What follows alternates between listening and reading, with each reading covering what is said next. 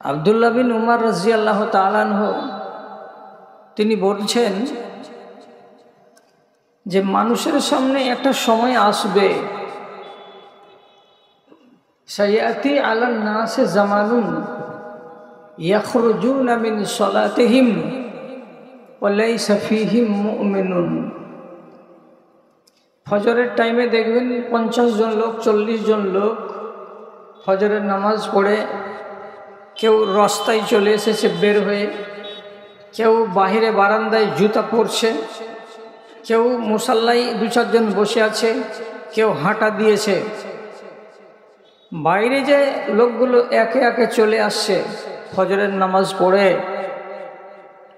আব্দুল্লাহ বিন উমর বলছেন আপনি দেখে মনে মনে বলবেন, আহ, এতটি লোক নামাজ পড়ে বেরিয়ে আসলো মসজিদ থেকে, ভালো লোক এইখানকার, ইমানদার ভালো এরা। কিন্তু তিনার মতো জালিলুল কদর সাহাবী স্পষ্ট করে বলছেন লাইসা ফীহিম মুমিনুন। এই যে 50টা লোক বেরিয়ে আসলো ফজরের নামাজ পড়ে, একটাও এদের ভিতরে মুমিন নাই, কেউ মুমিন নয় এরা। এ তো দুঃখজনক কথা, কেউ এরা মুমিন নয়। তাহলে এরা কি? এরা মুসলমান। মুসলমান কাকে বলে? যে লোকটা নামাজও পড়ে মিথ্যা কথাও বলে সে লোকটা মুসলমান। যে লোকটা রোজাও রাখে এবং হারাম রুজিও খেতে পারে সে লোকটা মুসলমান। যে লোকটা কোরআন পড়তেও পারে, নামাজও পড়তে পারে, আবার সুদের সঙ্গে জড়িয়ে থাকবে সে লোকটা মুসলমান। মুমিন এবং মুসলমানের স্তর হলো একেবারে আসমান জমিনের সমান তফাৎ। মুসলমান ওই লোকটাকে বলা হয় যার কাছে পাপও আছে পুণ্য আছে একই সময়ে, আর মুমিন ওই লোকটাকে বলা হয় যার কাছে পাপের কোনো লেশ মাত্র নেই। যতটুকু পারে ছোট করে হলেও, যতটি আল্লাহ রাব্বুল আলামিন কর্তব্য স্বরূপ আমাদেরকে দিয়েছেন সেটি পালন করে যাই। হারামে যায় না, চুরিতে যায় না, মদে যায় না, সুদে যায় না, ডাকাতিতে যায় না, লাম্পটিতে যায় না, মাগিবাজিতে যায় না, গিবতে যায় না, পরনিন্দা করতে যায় না, এগুলো থেকে নিজেকে বাঁচিয়ে রাখে, সে লোকটা হলো মুমিন। আর কথাটাকে খুব ভালো করে ব্রেনের মেমোরিতে প্রথম সারিতে আপনি বসান। কিয়ামতের দিন কোটি কোটি মানুষ যারা কোরআনকে বাড়িতে রাখে, মাঝে মাঝে পড়ে, এমন লোকগুলোর ভিতর থেকে আমি বললাম কোটি কোটি মুসলমান, এদের ভেতরে যারা মুসলমান, যারা মুমিন আর যারা মুহসিন, যারা হলো মুহসিন এ কোয়ালিটির, ওরা বিনা হিসাবে জান্নাতে যাবে। যারা হলো মুমিন তারা নামকে ওয়াস্তে আল্লাহর সামনে হিসেবের জন্য দাঁড়াবে আর জান্নাতে চলে যাবে। আর যারা মুসলিম তাদের অর্ধেকের চাইতে বেশি প্রথম চান্সে আল্লাহর জাহান্নামে যাবে। 1 সপ্তাহ, কেউ 20 দিন, কেউ 15 দিন, কেউ 1 মাস, কেউ 1 বছরের জন্য জাহান্নামে জ্বলে তারপরে দ্বিতীয় চান্সে জান্নাতে আসবে। যারা মুসলিম হয়ে মরবে তাদের জান্নাতে প্রথম চান্সে যাওয়ার কোনো সিউরিটি নাই, কোনো গ্যারেন্টি নাই যে যাবেই যাবে। তাহলে গোড়াতে চলে যাই। কেন বললেন আব্দুল্লাহ বিন উমর এতগুলো লোক বেরিয়ে আসলো তো এদের ভেতরে একটাও মুমিন নেই? ওখানে জবাব দেয়া আছে। এই জবাবটাকে একটু ডান আর বাম করে বলছি। তাহলে এই এখনকার দিনে আপনি নিজে দেখেন এবং আমাকে দেখান। খুঁজে বেড়াচ্ছি আপনার গ্রামে কয়টা লোক সত্যিকারের ইমানদার আছে। থাকলে আমাকে খবর দেন, ওনার সাথে মুসাফা করব, ওনার হাতটাতে চুমু দেব, ওনার কাছে একটু দোয়া চাইব। এরকম লোক বিরল প্রজাতির। কেন? বর্তমান জামানার লোকেরা শতকরা 95 জন লোক শরীয়তকে মেনে জীবন যাপন করে না। খুব সত্য কথা। আপনার ব্যবসার দিকে তাকান, এটা হালাল না হারাম, ডোন্ট কেয়ার।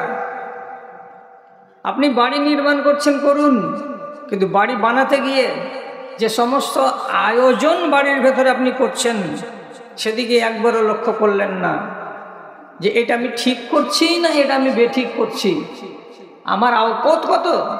আমি সারাটা বাড়িকে টাইলস করে দিলাম, ঝর্ণা বসালাম, গিজার বসালাম, ফ্রিজ বসালাম, আর যত দামি দামি আসবাবপত্র দুনিয়াতে পাওয়া যায় সব লাগালাম।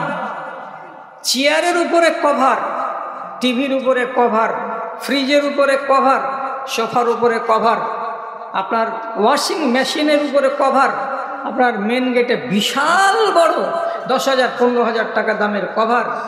এতগুলো সাজ আপনি সাজিয়ে বাড়ি তৈরি করেছেন। এখন গোড়াতে কি বলেছি যে এই ওয়াজ এই যুগে কেউ শুনবে না আর চলবে না। কেন? কটা লোক মানে বাড়ি তৈরি করতে গিয়ে। আমি যদি এই 3-4 জন আলেমকে সাক্ষী করে বলি আপনাদের মানার মানসিকতা আছে? নবী করিম সাল্লাল্লাহু আলাইহি সাল্লাম বলছেন, গুরফাতুন লিররাজুলি ওয়া গুরফাতুন লিজাওজাতিহি ওয়া গুরফাতুন লিজাইফি ওয়ার রাবিউ লিশাইতান।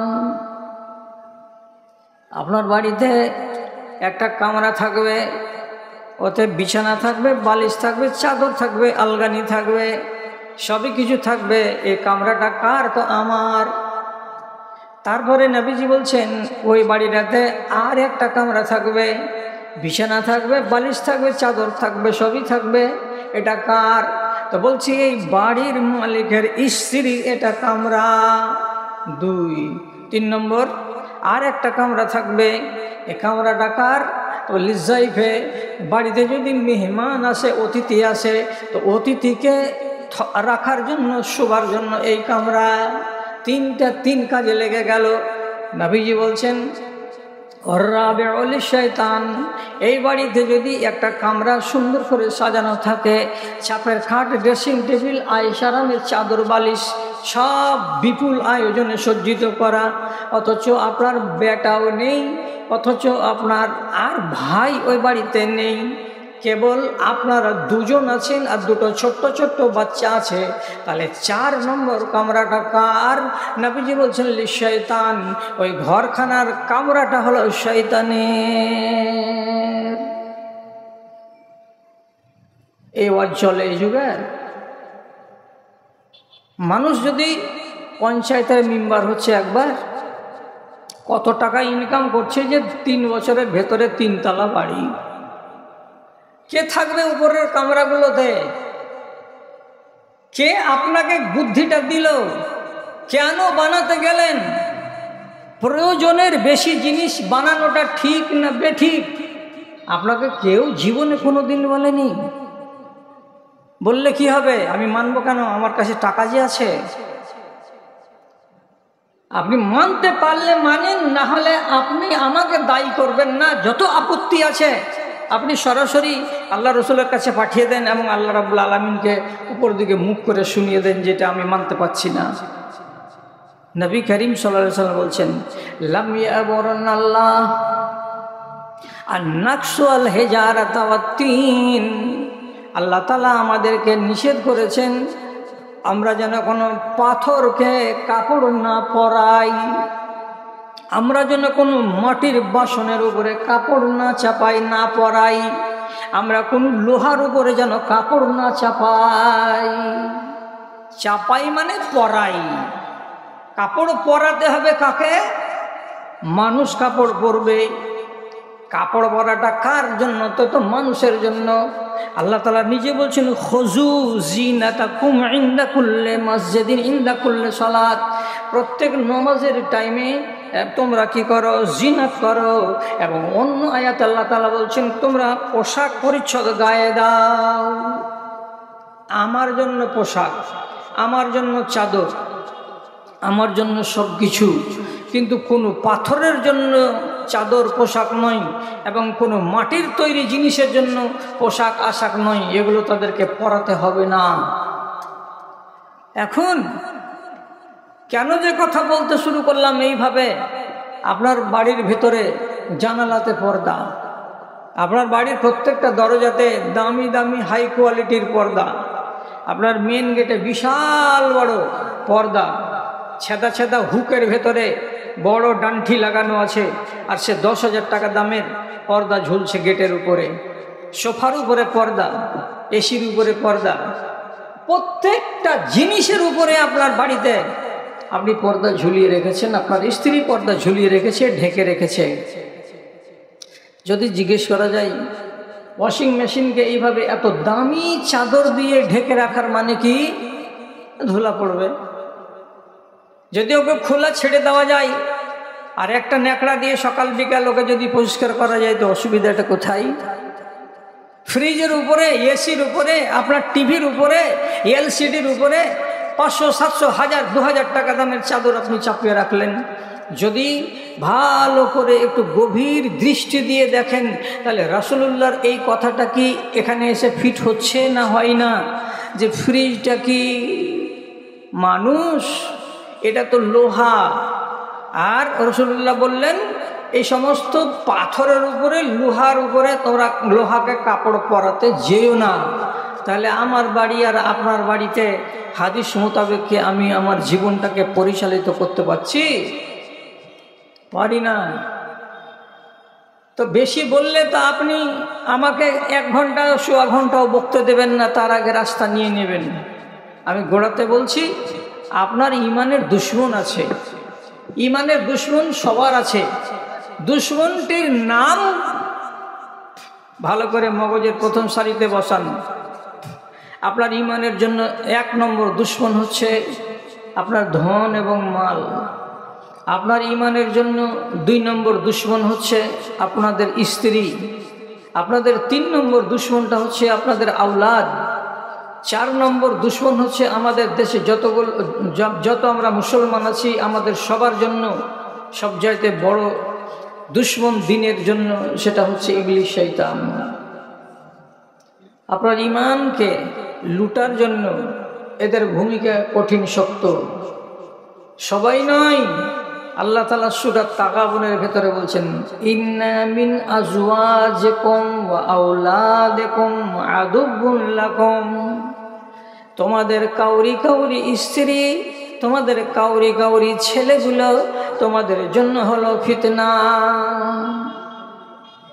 এদের থেকে সাবধান হও। ফাহজারুহুম, ওদের থেকে একটুখানি নিজেকে বাঁচিয়ে রাখার চেষ্টা করো। এখানে কজনের নাম পেলাম? 2 জনের নাম পেলাম। অন্য জায়গাতে আছে মালের নাম।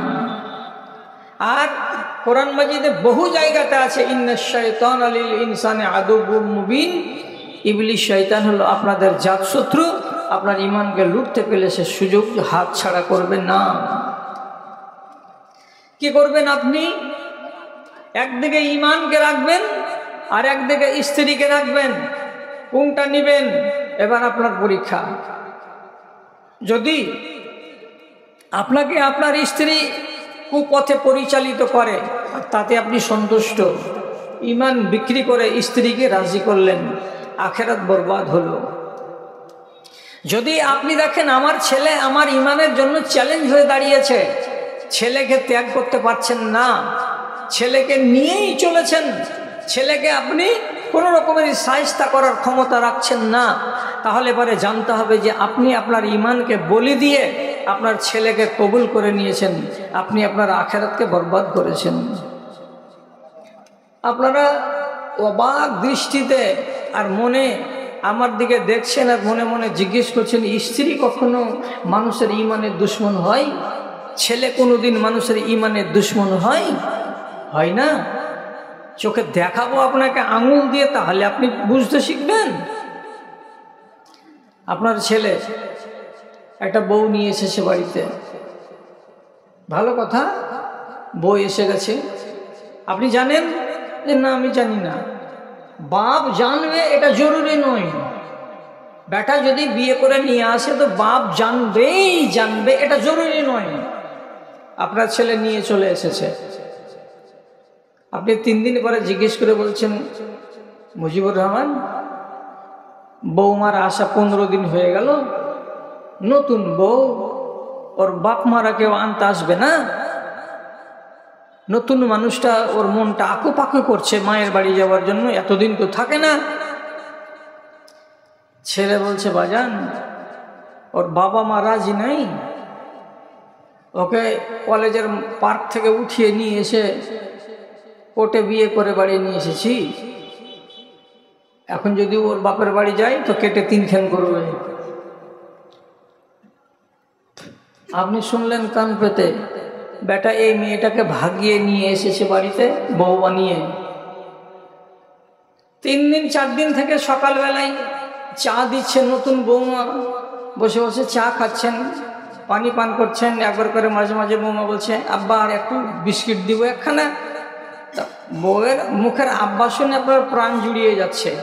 যখন শুনতে পেলেন 5 দিন পরে যে এই বউটাকে ভাগিয়ে নিয়ে এসেছে, তো ভাগিয়ে নিয়ে আসা বউ কোনোদিন বেটার জন্য জায়েজ নয়।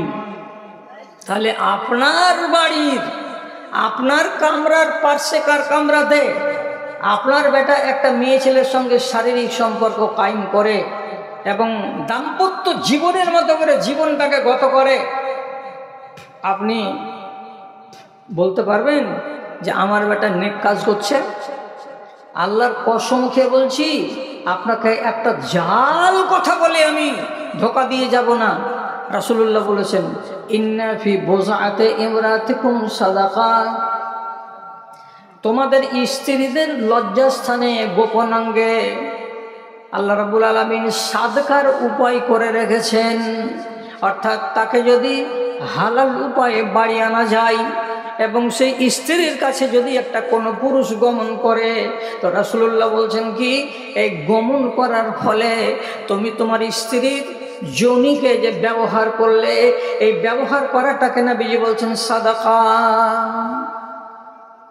আবার এই যোনিকেই কেউ যদি ব্যবহার করে হারাম উপায়ে, তো তাহলে এটা ওর জন্য কি? ওর জন্য কঠিন সাংঘাতিক সংবাদ হাদিসের ভেতরে ঘোষণা হয়েছে, ওদিকে আমি যাচ্ছি না।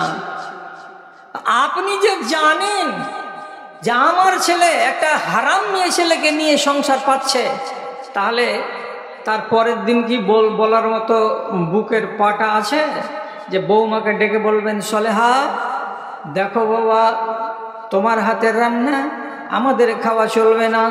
কেন যে তুমি হচ্ছে একজন রান্ডি মেয়ে, জানি ব্যভিচারিণী মেয়ে, তুমি হালাল উপায় আমার বাড়িতে নাও।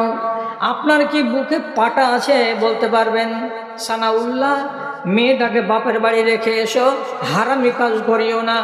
আপনার যেমন ছেলেকে ন্যায্য কথা বলার ক্ষমতা নাই, তেমনি আপনার বৌমাকে উচিত কথা বলার ক্ষমতা নাই।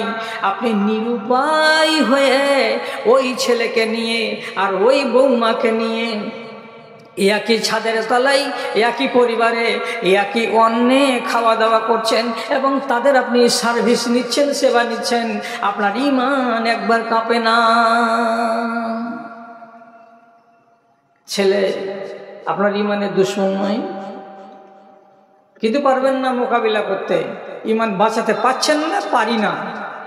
অথচ আমাকে আমার নবীও বলছেন, আমার কোরআনও বলছে এই কথা যে ঈমান যদি তোমার সম্পত্তি, মূল সম্পত্তি হয়, তাহলে ঈমানকে রক্ষা করো, বাকিগুলোকে লাত মারো। শেষে হাদিসের ভেতরে আছে কি বাবুন আল ফেরারু মিনাদ্দিন, এমন একটা সময় আসবে সেই যুগে মানুষ নিজের ঈমানটাকে বাড়িতে, গ্রামে, পাড়াতে, টোলাতে থেকে বাঁচাতে পারবে না। কিন্তু ইমানটাকে লুটিয়েও দিতে পারবে না সে।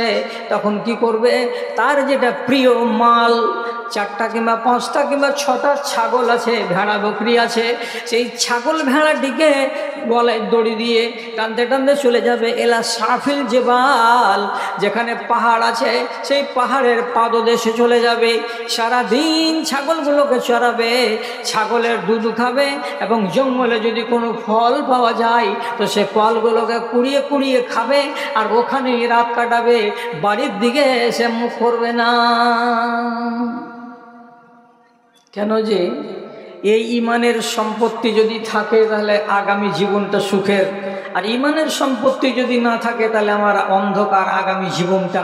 তাহলে আমি অনাদি অনন্তকালের জীবনটাকে কেন অন্ধকারে আচ্ছন্ন করে দেব? এই ইমানকে লুটিয়ে দিয়ে আমি বেঈমান হয়ে কবরে কেন যাব? যাদের মনের ভেতরে এইগুলো মাদ্দা আছে, এইগুলো ভাবনা আছে, তারা এমন শত্রুর মোকাবিলা করবে। আর তাছাড়া মোকাবিলা করার মানসিকতা নাই। এই যুগে 90% লোক মেনে নিয়েছে অধর্মকে, আর অধর্মকেই ধর্ম বলে চালিয়ে দিচ্ছে। কেউ বুঝাবার না, আর কেউ এদেরকে জ্ঞান দেওয়ার লোক নাই। মানেন হাদিস? নিজের ইমানকে বাঁচাবার জন্য যতটি কথা আপনাকে বলা যাবে, সবটি কথা আপনাকে একদম কোরআন এবং হাদিস সম্মত বলছি। হযরত ইব্রাহিম আলাইহিসসালাম নিজের বাপকে যে বলছেন, এগুলা কি পূজা করছো তুমি বাবা? কথা বলে না, শুনতে পাই না। ওর সামনে যেগুলো তুমি খাবার দিয়েছো, মাছি বসে বসে ভ্যাং ভ্যাং করছে, তো একবার তোমার ভগবান বলে না যায় এগুলো কেন খেতে এসছিস? দুনিয়া তার জায়গা পাস না? আর এগুলো জিনিসকে তোমরা পূজ্য কি জন্য? চারিদিকে চর্চা হতে লাগলো। আজরের বেটা খুব গলাবাজি করছে, ও দোকানে যাচ্ছে তো ওখানে বলছে আজারের বেটা খুব বেশি বাড়াবাড়ি করছে, আজারের বেটা আমাদের মাবুদ সম্পর্কে খুব ক্রিটিসাইজ করছে। তো যখন চারিদিকে আলোচনা হতে লাগলো, তো পূজারি তো তার বাপ একজন, আজার তার নাম, নিজের এত বড় ছেলেকে সামনে ডেকে স্পষ্ট ভাষায় বলছে, আর রাগিবুন আনতা আন আলিহাতিনা ইয়া ইব্রাহিম, ইব্রাহিম তুমি কি আমাদের মাবুদগুলো সম্বন্ধে কুমন্তব্য করো? তুমি কি আমাদের মাবুদগুলোকে ভালো চোখে দেখো না? তুমি কি আমাদের মাবুদগুলোকে ক্রিটিসাইজ করো নাকি? আমি তোমাকে তোমার বাপ বলছি, তুমি থেমে যাও, এমন কথা আর মুখে উচ্চারণ করিও না। যদি তুমি না থামো, লাইন লাম তানতাহে লা আরজুমান্নাকা, যদি মুখে তালা না লাগাও, যদি ক্রিটিসাইজ করা, সমালোচনা করা বন্ধ না করো, তাহলে আমি বাপ বলছি তোমাকে রজম করে দেব, পাথর মেরে মেরে তোমাকে শেষ করে দেব। অতএব ওয়াহজুরনি মালিয়া, এখান থেকে সম্মানের সাথে চলে যাও, আমার বাড়িতে থাকিও না, তোমার মতো ছেলের আমার দরকার নাই। বাপ কি বলছে ছেলেকে? মুখে তালা লাগাও, যদি খালি আমাদের মাবুদ সম্বন্ধে বাজে মন্তব্য শুনেছি তাহলে আমি নিজে বাপ বলছি তোমাকে পাথর মেরে মেরে শেষ করে দেব। রজম করে দেবো মানে কি? পাথর দিয়ে মেরে শেষ করা। আচ্ছা বলেন তো, ইব্রাহিম আলাইহিসসালাম আল্লাহর দ্বীনের কথা বুঝাচ্ছেন, আর বাপ নিজের কল্পনার কথা শেখাচ্ছেন। কাকে দেখবেন? যদি বাপকে দেখতে যেতেন যে বাজান তোমাকে ছেড়ে কোথায় যাব, তো এইগুলো কথা আর বলবো না, আর আলোচনা সমালোচনা করব না, তুমি আর আমি বাপ বেটা বাড়িতে থাকি। কিন্তু নবী ইব্রাহিম কি বলছেন? এটা যদি আমি করি তাহলে আমার ইমানের সঙ্গে সওদা করা হলো কি? ইমানকে বিক্রি করে দিলাম কার কাছে? তোমার মতো মুশরিক বাপের কাছে। আর তোমার মতো মুশরিক হয়ে যদি মরে যাই, আমার আখিরাত অন্ধকার হয়ে যাবে। এই জন্য আব্বাজান তোমার সাথে আমার সওদা করা হবে না। কি করবে? তখন হযরত ইব্রাহিম আলাইহিসসালাম স্পষ্ট ভাষায় বাপকে নিজে বলে দিচ্ছেন কি, ওয়া আতাজিলুকুম ওয়াদু ইলা রাব্বি ওয়াদু মিন দুনিল ওয়া আনতুম তাদউনা মিন দুনিল্লাহি ওয়াদউ রাব্বি।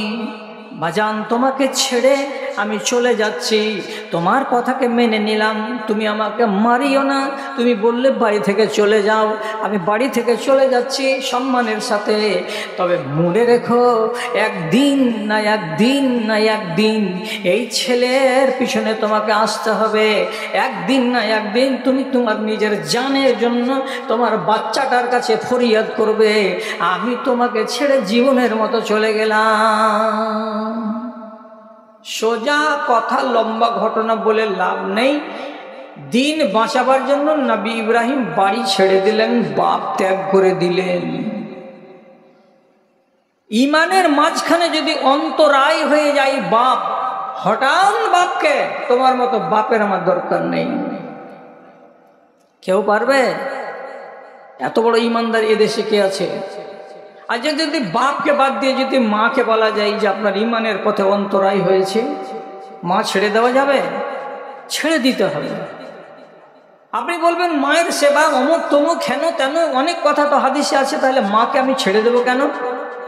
তো মাকে ধরতে গেলে যদি ইমান বলিতে যাই, ইমান যদি নষ্ট হয়ে যায়, তাহলে মা ধরে আমার লাভ কি? সাদ বিন আবি ওয়াক্কাস রাদিয়াল্লাহু তাআলা আনহু ঈমান কবুল করলেন, ওর মা তখনও বেঈমান। শুনতে পেলেন যে আমার বেটা ঈমান কবুল করেছে, তখন ভুখ হরতাল করে দিল। কে? তো সাদ বিন ওয়াক্কাসের মা। সারাটা বেলা গেল, সন্ধ্যাবেলায় বাড়ি এসেছে, লোকেরা খবর দিয়ে বলছে মা খায়নি, সকাল থেকে না খেয়ে আছে, যে মাকে খেতে বলো। সাদ বিন আবি ওয়াক্কাস মাকে যা বলছেন, মা তুমি খাওনি? যে না খাইনি। তো খানা খাও। তো মা স্পষ্ট ভাষায় বলছে, আমি খানা খাবো হাত্তা তাকফুরা বে মুহাম্মাদিন সাল্লাল্লাহু আলাইহি সাল্লাম, যতক্ষণ পর্যন্ত তুমি নবী মুহাম্মাদের সঙ্গে কুফরি না করবে, তাকে অমান্য না করবে, তার ধর্মকে তুমি ত্যাগ না করে দেবে, ততক্ষণ পর্যন্ত খানা খাবো না। ধর্ম ছেড়ে এসেছো? ওই না আম্মা, যখন আমি আসি তখন নামাজ পড়ে টড়ে এসেছি, আমি তো ধর্ম ত্যাগ করে আসিনি। তো খানাটা খাও। তো বলছি ধর্মটা ত্যাগ করে আসিনি, তো সকালবেলায় ধর্ম ত্যাগ করে আসিও, তখন আমি খানা খাবো। সকালবেলায় গেল, সারাদিন রাসূলুল্লাহর মজলিসে থাকলো, বিকেলবেলাতে বাড়ি এলো, মাকে বলছে মা খেয়ে নাও, যে তুই ধর্ম ত্যাগ করেছিস? বলছে না ধর্ম ত্যাগ করিনি। খানা খাবি না? না খানা খাবো না। দেখি মায়ের উপরে তোর টান কতটা, আর মাকে তুই কতটা ভালোবাসিস। এবার মা আর বেটাতে টানা পড়া শুরু হলো। কিকে কেন্দ্র করে? তো ইমানকে কেন্দ্র করে। শেষে ৩রা দিনের দিন মার অবস্থা যখন একবারে লাটে উঠে গেছে, তখন লোকেরা লামতান করে বলতে লাগলো, হেই নিজের মাকে মেরে ফেলবি, নিজের মা চোখের সামনে মরে যাবে, কিছু করবি না। তখন মায়ের খাটলার কাছে এসে সাদ বিন আবি ওয়াক্কাস বললেন, আর বলার পরে হাতখানাকে ধরে তখন নিজের আম্মাকে বলছেন, দেখে কথাটা শুনেন, বাংলাতেই কথাটাকে মগজে রাখবেন, অনেক রাস্তা পাওয়া যাবে। তিনি কি বলছেন? ইয়া আম্মা লাউ কানাত লাকা মিয়াতু আরওয়াহিন সুম্মা খারাজাত ওয়াহিদাতান ওয়াহিদাতান লামা তারাকতু দীন মুহাম্মদ। আম্মা জান, আজকে তোমার ভুখ হরতাল করা 3 দিন হয়ে গেল, এখনো তুমি খানা খাওনি, তুমি আমাকে সামনে বাজি ধরে রেখেছো, আমি যতক্ষণ পর্যন্ত মুহাম্মাদের দ্বীনকে ছেড়ে না দেব ততক্ষণ তুমি খানা খাবে না। এই ভুখ হরতালের সামনে আমি তোমার ছেলে সাদ বলছি, মা ভালো করে শোনো, আল্লাহ রাব্বুল আলামিন যদি তোমাকে 100টা রূহ দিতেন, 100টা আত্মা দিতেন, আর এই করে হরতালের কারণে তোমার একটা একটা একটা করে রূহগুলো যদি প্রতিদিন বেরিয়ে যায় 10টা করে 99টা রূহ বেরিয়ে যাবে, আর যাওয়ার পরে একটাই মাত্র রূহ যখন বাকি থাকবে, তখন তুমি বলবে সাদ রে, যতটি রুহ ছিল সব বেরিয়ে গেছে, এখন একটাই রুহ বাকি আছে। কথা শুনবি তো আমি জিন্দা হব, আর কথা না শুনবি তো আমি মরে যাব। তখনও আমি বলবো, মা তোমার এই কথা আমি শুনবো না, আর তোমার কথায় আমি কান পাতবো না। আমি নবী মুহাম্মাদের দ্বীনকে হরগিজ হরগিজ ছাড়বো না। জি হ্যাঁ, ইমানের রাস্তাতে যদি মা এসে দাঁড়িয়ে যায়, তাকেও ছেড়ে দিতে হবে। আমি বলছি না যে একটি কথা বলছি সব কটি কথা আপনাকে প্রমাণ দিয়ে বলছি। ওই বেটাটাকে বাড়ি থেকে তাড়াতে পারবেন না? না, না পারবো না, আমার গলা ধরে নিবে। বেটাটাকে ভিন্ন করতে পারবেন না, এটাও সাহস নেই। আপনার সমাজ নেই, আপনার গ্রাম নেই, আপনার বংশ নেই। বেটাটাকে উপর তলাতে পাঠিয়ে দেন, নিচু তলাতে আপনারা হাত পুড়িয়ে রান্না করে খান। কেন? তো ইমান বাঁচাবার জন্য। করতে পারবেন না? মনে থাকবে কথা?